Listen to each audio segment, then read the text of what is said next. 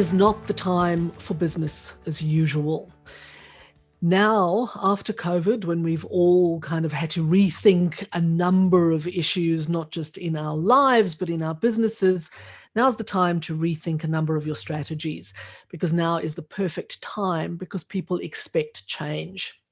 You need to be rethinking your pricing strategy, your FX strategy, and your contracts. And it's very important, the contracting piece, because now is the time to grow back better. So what are we covering today? We're going to be looking at some pricing basics. We're going to cover some foreign exchange basics and contracting post-COVID. So let's get right into pricing. Getting your price right is absolutely crucial to your success in any market in which you choose to do business. All of you are already doing business domestically. You understand that if you get the wrong price here, you're in trouble. Trust me, when you go overseas and you get the price wrong, it is even more fraught because you are competing on a much wider scale with so many more other companies. If you price too low, you simply won't make any money. And of course, you could also lose your marketing advantage because people don't believe that something that is too cheap is valuable enough. If you price too high, you might price yourself out of the market. And that means you need a pricing strategy. You need to know your price, but you also need to know why you've priced in a specific way. What you price is just as important as why you price. If you do not understand why you've chosen to price in a certain way, you're not making a logical decision and you could have made the wrong one. It's also very important to understand that once you've made a pricing decision, you need to stick to it. So choose a strategy, decide where in the market you are going to be pitching yourself and stick with that. Also understand the model that you've chosen to use, and we're going to be talking more about those in a moment. And once you've chosen that model, stick with that model. Very important to understand that the higher your price, the lower your volumes are likely to be. The lower your price, the higher your volumes are likely to be. And that is the way in which you make sure that you are always maintaining sufficient turnover so that you have sufficient market to actually make a profit. Because it all comes down to making a profit. If you're not making a profit, well, quite frankly, you're not in business. So the three main pricing models that we're going to touch on today, because these are the ones that most organizations choose to use. It's one of these in most cases. Starting off with cost plus pricing. Cost plus pricing, which is also the simplest of all the pricing models, is known as markup pricing or break-even pricing or cost-based pricing. So you start with the cost of your good and you determine a margin that you add on top of that cost, your margin being the amount of profit that you choose to make. That will determine your price. So cost plus, one of the most basic and straightforward of all pricing strategies. It's really easy to use. You determine everything that goes in to produce a specific good, both fixed and variable costs, and that's very important. And then you determine a profit margin over and above that cost, and that gives you your final price. Unfortunately, and this is the downside, if you don't properly calculate your costs, you may lose money. So it's very important that you understand all the inputs into a particular good if you're going to determine the correct price. And quite frankly, the same thing applies to services. If you're in the service industry, you need to understand all the cost components that go into you delivering a particular service. Once you've determined that, you can determine your profit margin on that particular service. The other model that we're going to pause on is value-based pricing. Now, value-based pricing is also known as demand-based pricing, and it focuses on figuring out the maximum amount that a customer is willing to pay for your product based on the demand for that product. So in this case, you're actually putting yourself in the hands of your customer. Now, obviously, it can help you to understand the demand that there is for your product. You may be able to get more than you initially thought if the market is prepared to pay more. And this is particularly so if you start with a baseline and then you introduce new product lines. On the downside, if you read your customers wrong and you read the demand for your product wrong, you are going to price incorrectly. And of course, understand that somebody who wants your product today and is prepared to pay a high price for it does not necessarily want it tomorrow. And that means they're not going to pay the same price. Customers are notoriously fickle. So if you put your hands or yourself in the hands of your customers, you really are opening yourself up to vagaries that you cannot control. The next pricing model is probably one of the most risky, and that is marginal costing. Marginal costing simply looks at the additional cost involved in producing one extra unit of output. So this is reckoned taking into account the total variable cost assigned to one unit. And very important to understand that marginal costing takes into account variable costs, but it effectively excludes fixed costs.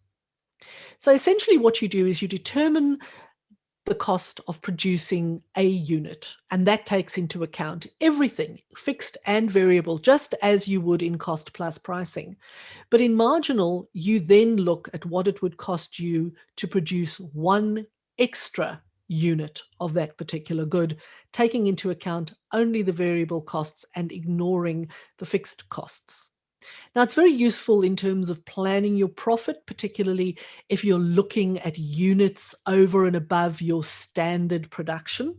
It's very helpful to determine profitability at different levels of production and scale, but it can result in a reduction of margins if you are producing more for your export business, for example, than you had anticipated when you started doing these calculations. If marginal costing gets out of control, it's also really difficult to rein back in and to raise your prices to protect your margins. So you need to be very careful, and you need to understand exactly why you have chosen marginal costings, and you need to have done really accurate forecastings for your production to have a good sense of where you're going with your marginal costing. Now, when it comes to costing for export, and this is something which very much applies in all three models that we've talked about to this point, you need to understand how much extra cost goes into producing goods for export. If you're already selling domestically and you are producing goods, you understand what those goods cost you to produce, or you should do anyway. If, however, you've never exported, you need to take into account that export adds layer upon layer upon layer of additional costs. And if you don't get those layers of costs all included, your base cost is going to be wrong, and therefore your price is going to be wrong, because you are going to be putting a margin on a cost that is too low. So in the case of export, you need to consider any changes and modifications you might have to make to the product. So do you have to change its shape, its color? Do you have to think about a different form for this particular product, a different sizing for this product? All of those things cost money. Any special packaging that you might have to do. So if you're using a type of packing material that might be acceptable in Australia but is not acceptable in another market, you are going to have to change that packaging, and that packaging is probably going to cost you more than it does here, because you are going to have to enter into a new relationship with a new supplier, etc., and you might not be purchasing as many units and so forth. Also understand that any ingredient changes you make, so if you have to change a particular ingredient. Now, for those of you who attended the previous Export 101 session, you might recall me talking specifically about a market like Indonesia. So if you are selling a product into Indonesia, whether it is a consumable product or any other product, you cannot use any pork product in that particular item. That means if you have, for example, pork fat used in your ice cream mix as a stabilizer, you have to change that in the Indonesian market because you can't use the pork fat. You have to find something else, and that something else could be more expensive. It could also mean a total reformulation of your product, and all of that costs money. You also need to think about specification modifications. So if it's an electrical item and you have to change the wattage of that item, how are you going to do that? Do you have to install a step down or a step up transformer, which of course is going to cost more money? Quality control is more complicated if you are selling offshore than onshore. That costs additional money. Any administration related to your export is going to cost you money that you don't incur in your domestic product. So you have to understand how much additional admin is there, how much is that admin costing you in time, in actual costs, if you have to pay fees and so forth, and you have to amortize that over the cost of the product. Freight, of course, is a whole other world when it comes to export. If you are selling locally, chances are you can put it in a truck and you can get it somewhere. You might even just have a small delivery van, for example, and run it door to door. It's very different if you're shipping a product offshore. And at the moment, when we are still in a post-COVID environment, or in some cases a COVID environment, freight costs have ballooned and they will continue to remain high. You really do need to understand how much it's going to cost you to get your product into the hands of your customer. And remember, that's not just getting it to this port, it's getting it to this port, from this port to the next port, whether it be air or sea, and then getting it the last mile into the hands of the customer. Also, when it comes to distribution, you need to understand how much that is going to cost you. So depending on how you've chosen to enter the market, whether you've entered into a distribution agreement or an agency arrangement, that is going to cost you a certain amount of money. You need to understand what that is and amortize that. Your marketing costs will be higher offshore than they are onshore. First of all, you're going to multiply what you do by the number of markets in which you are active. And that, of course, is all going to cost additional money. Your insurance costs. You have to have freight insurance.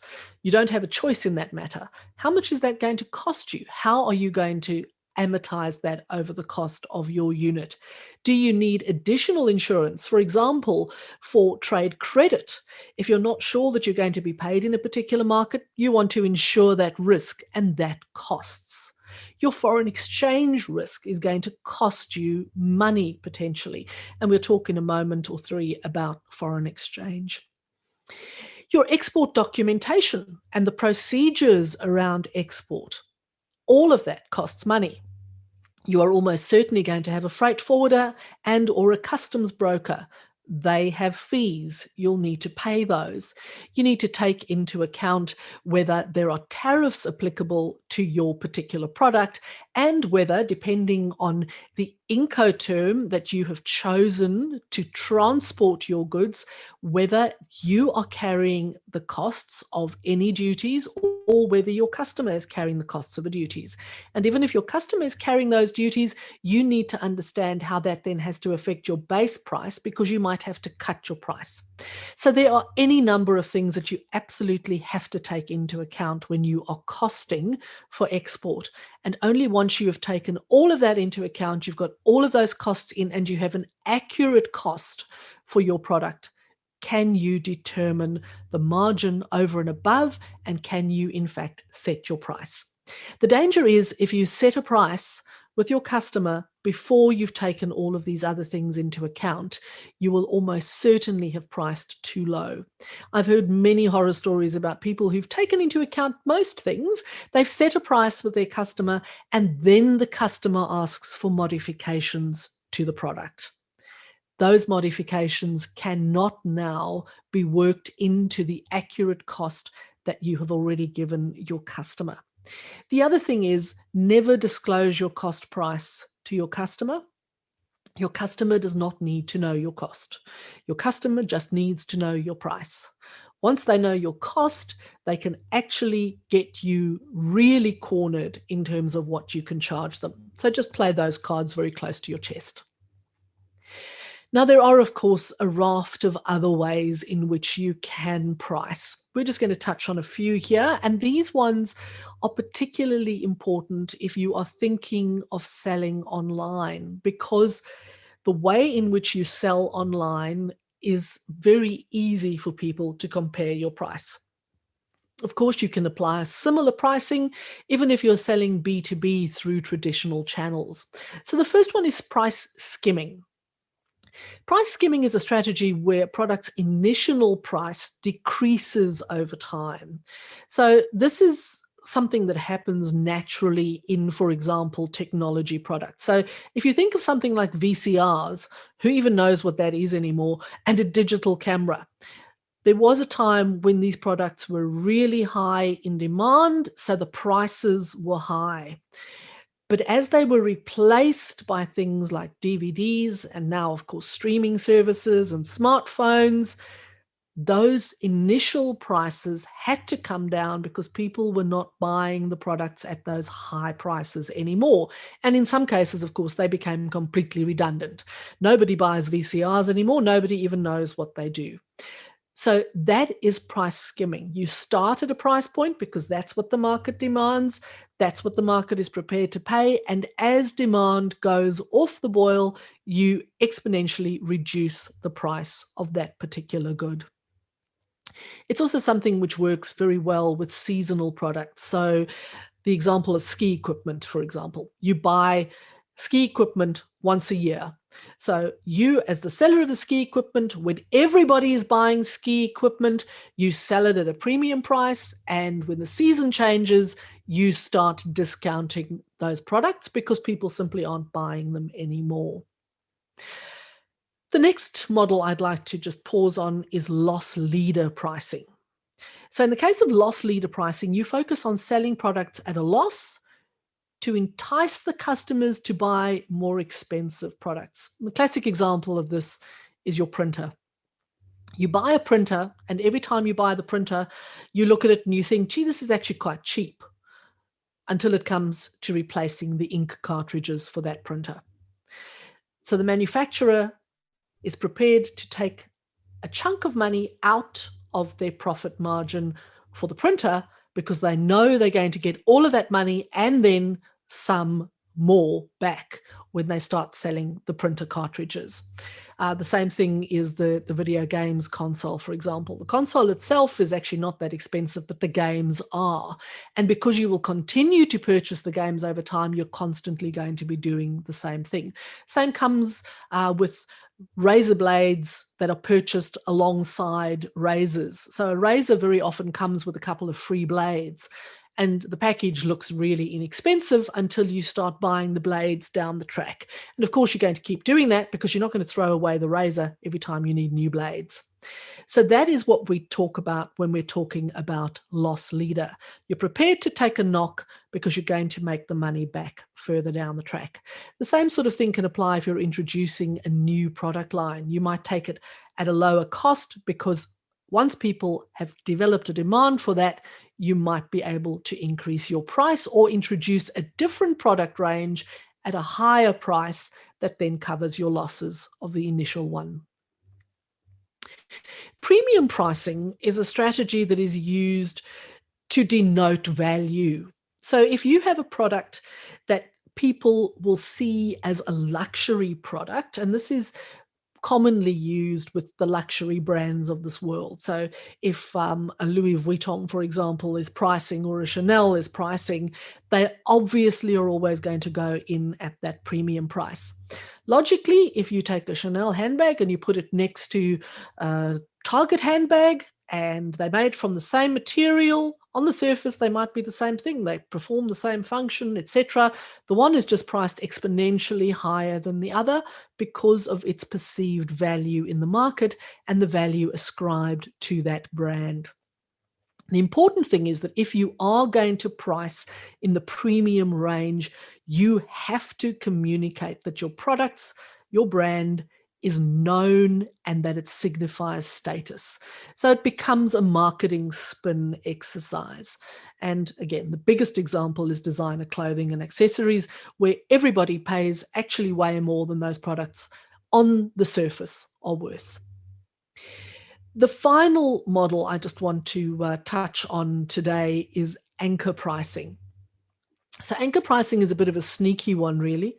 It's a strategy that gives the customers a reference point for when they are doing that research, particularly if things are happening online. So, for example, if you run a discount offer for a product, you don't just display the discounted price, you display the full price crossed out and the discounted price right next to it. So people look at that, they see, oh, I'm paying $75 for a $100 item. Whoa, bargain. Okay. So that is the way that anchor pricing works. Now, if people look further, they might see that routinely you're selling the same product for $75 in your store, and that is something you need to be a little bit aware of. Anchor pricing most commonly used in the online sales environment. Of course, it happens in the physical realm too, if you have an actual store where you are discounting things. But if you are exporting B2B, this is not something which traditionally would come up. Just something to be aware of, though, particularly if you are considering e-commerce. So that's pricing. Very, very important that pricing is done accurately and that you have taken into account everything before you fix the price with your customer. Because once you fix the price, you can't go back on it.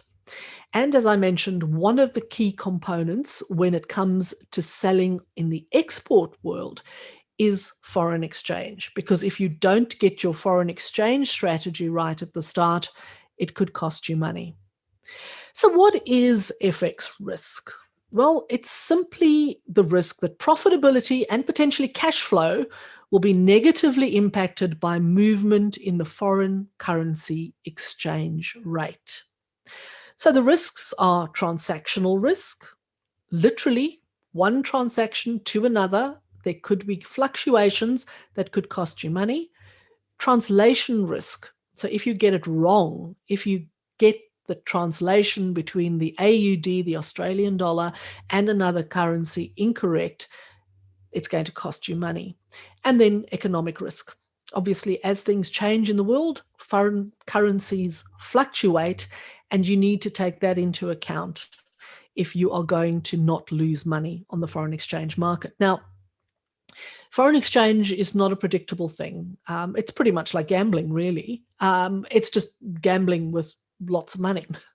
So way back in 2004, and I love this quote, it's one that I always use, Alan Greenspan, who is the ex-Federal Reserve Chairman in the United States, said this: despite extensive efforts on the part of analysts, to my knowledge, no model projecting directional movements in exchange rates is significantly superior to tossing a coin. I'm aware that of the thousands who try, some are quite successful.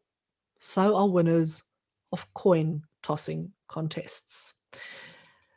So the bottom line is it's not easy to predict foreign exchange, and that's why you need to have a basic strategy in place. Now, there are certain things that influence the value of the Australian dollar compared to others.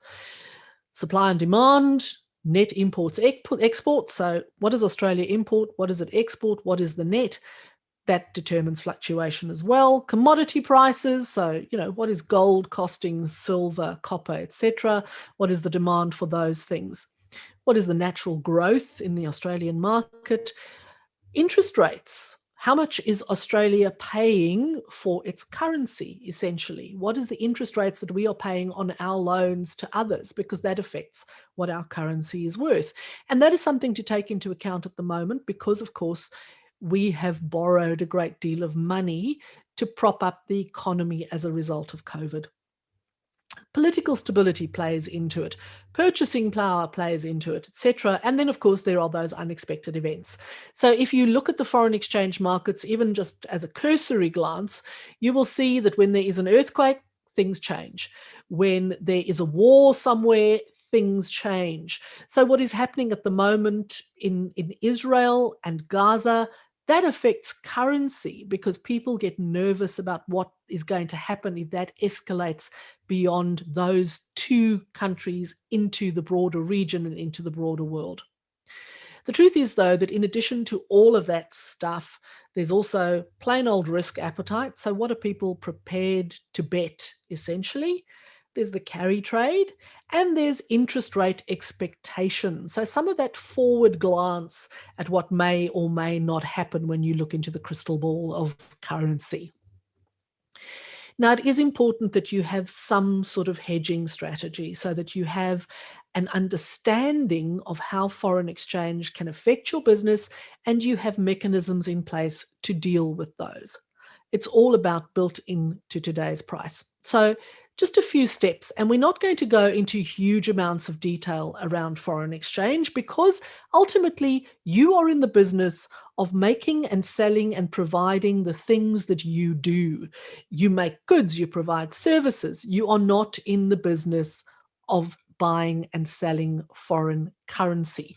You just need to bear that in mind. So step number one, you need to understand your exposure. If you're buying and selling goods overseas, you are risking exposure.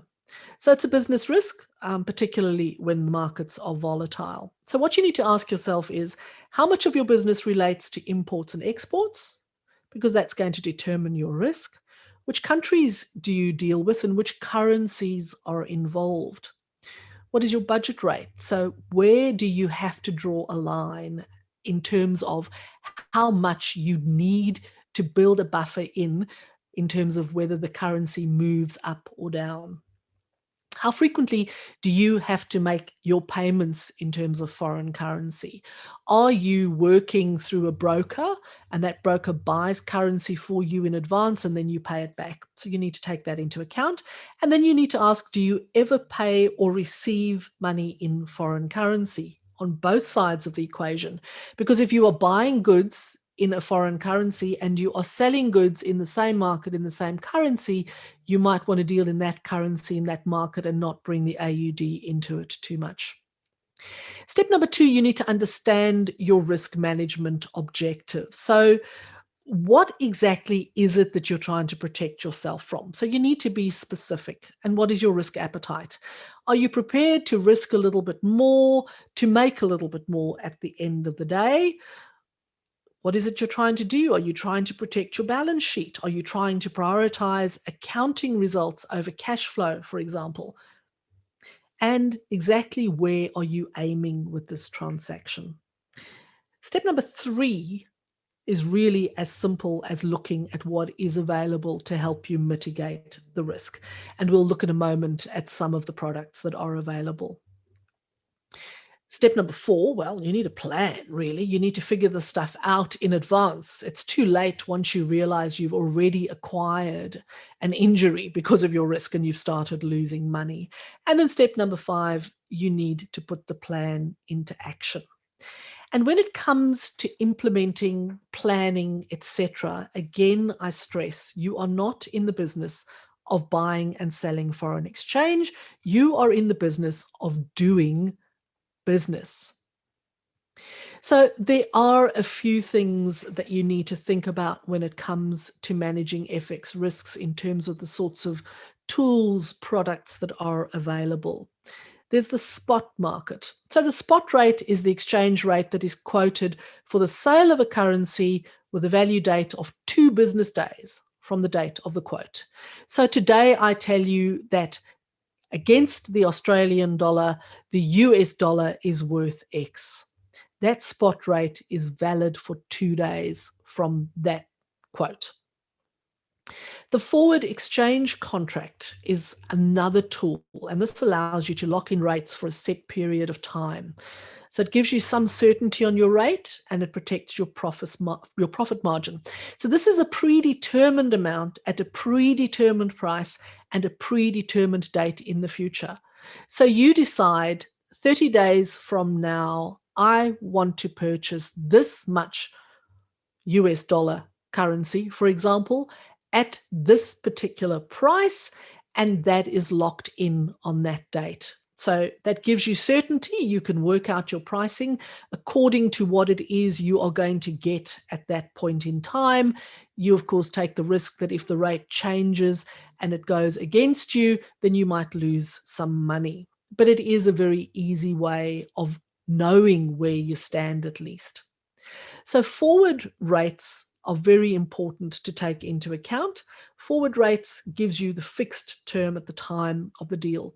Options give you the flexibility and they allow you to protect your profit margin while enabling you to take advantage of rate moves. So this is very much like a forward exchange, except you are allowed some flexibility in that forward rate.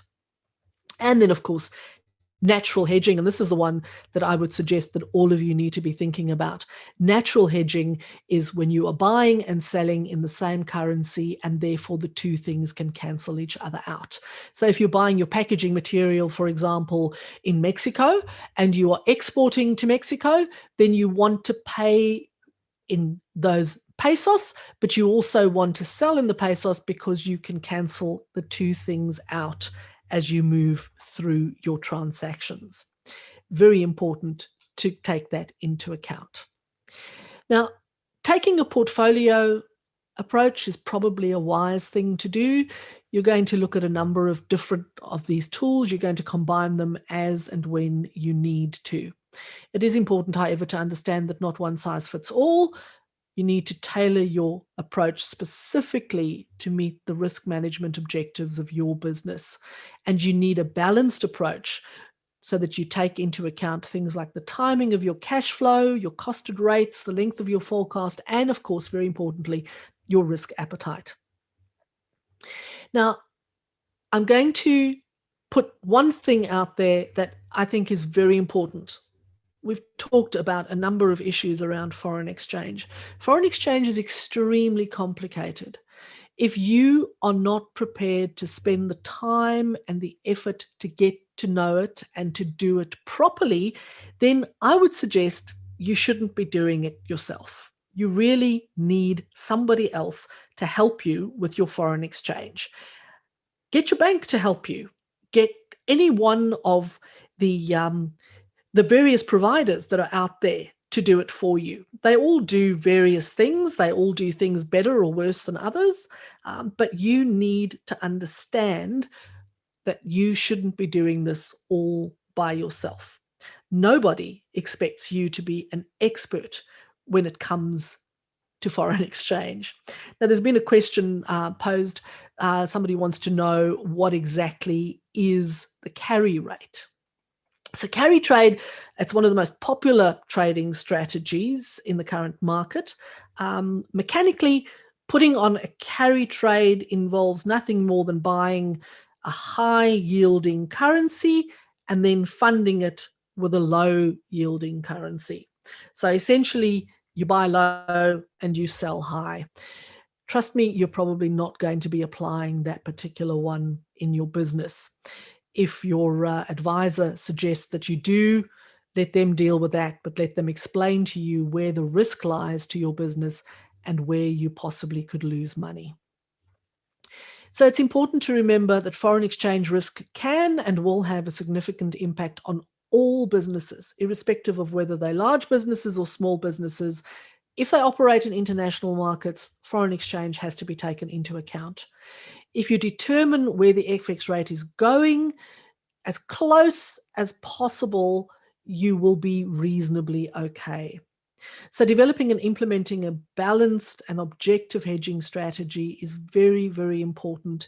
And you have to align it with your wider business objectives. You cannot, just as anything in your business, you cannot do it in isolation. You have to take it into account in your wider objectives. And if you are going to be focusing on your business, that's what you do. Do not play the FX markets. Of course, you can also have a foreign currency transaction account where foreign currency goes into that account, you leave it in there, and you pay for things out of that account. So take that into account as well when you are talking to your bank or other providers. Now, as if foreign exchange wasn't complicated enough for us to talk about, we're going to spend the last part of today's session talking about contracts, and particularly contracts in the context of being in this post-COVID world. Now, a contract is one of those things that really you need, but you hope you don't need, if that makes any sense. The purpose of the contract is to record a legally binding agreement, and you need it for when things don't all go according to plan. Now, bearing in mind that nothing is predictable, there might be ongoing disputes. That's why you need the contract, and you need to have difficult conversations with your customers and with your suppliers before any disputes arise. If you can avoid having to enforce a contract under the rule of law, you are in a very good position. So if you think of a marriage contract, for example, the marriage contract sits in a drawer somewhere, no one ever refers to it until the marriage is not working quite so well and people need to go and speak to the divorce lawyer. Same thing happens in business. So how has COVID-19 impacted contracts? In the case of existing contracts, COVID-19 has made certain performance measures in a contract illegal. There are some things now, and they have been ever since the start of COVID, and these rules are still in place in many cases, that you cannot buy and sell certain items anymore. You think of COVID-19 vaccinations, for example. You might have been able to buy a certain class of vaccination. You can't just go and buy COVID-19 vaccinations now. And if you have COVID-19 vaccinations, if you are a manufacturer, you cannot just sell them to anyone. There are rules and regulations in place. So if you had a contract with somebody before COVID, you now are in trouble because you cannot deliver on that contract. One of the more common problems that has arisen as a result of COVID-19 is that performance is impossible or just a lot more expensive. So if we look at the issue of freight at the moment, and there's a whole workshop series coming up on freight, but if you had a certain contract with a customer that said you would provide a certain number of units by a certain date at a certain price, and now you simply cannot get those goods onto an aeroplane because there is no aeroplane going to that destination anymore because international travel has been curtailed, how do you deliver on that contract? It's impossible. If you can get space on an aeroplane, chances are it's going to cost a lot more than when these initial pricings were set in place. And of course, a party may not want what you're selling anymore because their business might have changed dramatically, which means they're not going to want to buy them from you anymore either. It's very, very difficult to determine how things are going to change as a result of COVID. The only thing that you need to understand is that, in fact, they will change. Future contracts, of course, are going to change too. And again, we come down to that lack of certainty. And part of the issue is that many organizations are not prepared to make long-term commitments to anything because they don't know how things are going to change. The allocation of risk as a result of COVID has also changed, and people that were prepared to take certain risks now are no longer prepared to take them. So when you're thinking about your contracts, and again, you should be getting legal advice on your contracts. Always better to spend some money on a lawyer at the start than a lot of money on a lawyer at the end when things go wrong.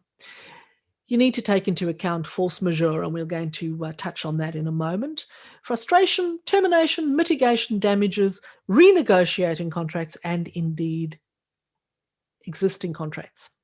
So let's look at existing contracts. So what are the customer consideration? So if you are a customer and your service provider does not perform as expected, there's non-performance, there's delay, there's quality issues. First of all, what is the contract? What does it say? Where is it?